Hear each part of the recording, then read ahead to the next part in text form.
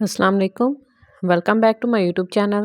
टमाटर जो हैं वो फ्रिज में पड़े पड़े ख़राब हो जाते हैं, तो मैं आज बताती हूँ कि टमाटरों को हम ज़्यादा अरसे तक कैसे चला सकते हैं और कैसे इनको फ्रीज़ कर सकते हैं।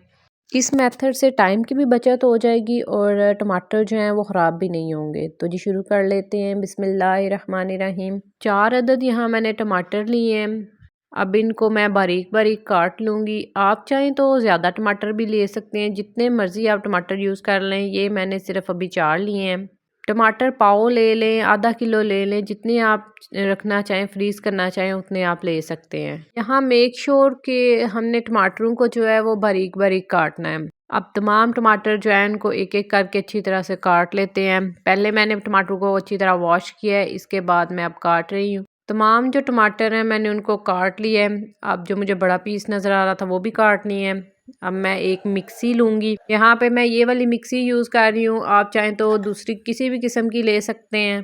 अब जो हमने तमाम टमाटर काटे थे इस मिक्सी में डाल दूँगी 1 बाय 1 करके, और ऊपर से ढक्कन दे के तो इसको ग्राइंड कर लेंगे। अब ग्राइंडर मशीन के ऊपर रख के मिक्सी को इसको ग्राइंड कर लेंगे। तकरीबन हमने 2 मिनट इसको ग्राइंड करना है अच्छी तरह से। तकरीबन हमने 2 मिनट तक इसको ग्राइंड किया है। इसमें मैंने किसी किस्म का ऑयल, नमक या पानी जो है वो ऐड नहीं किया। मैंने सिंपल जो टमाटर हैं उनको ग्राइंड किया है। कुछ लोग टमाटरों को ग्राइंड करने के लिए पानी का भी यूज़ कर लेते हैं, तो मैंने पानी का यूज़ नहीं किया। सिंपल मैंने टमाटरों को ऐसे ही ग्राइंड कर लिया है।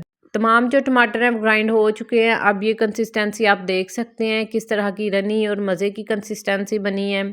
अगर इन टमाटरों में कोई छोटी सी गुठली भी रह जाए तो कोई मसला नहीं है।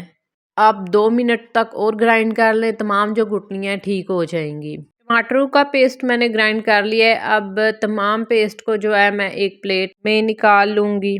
तमाम पेस्ट को मैंने एक प्लेट में निकाल दिया है। अब मैंने करना क्या है कि इसको फ्रिज में नहीं, फ्रीज़र में रखेंगे। जो ऊपर वाला पोर्शन होता है फ्रिज का उसमें रखूँगी।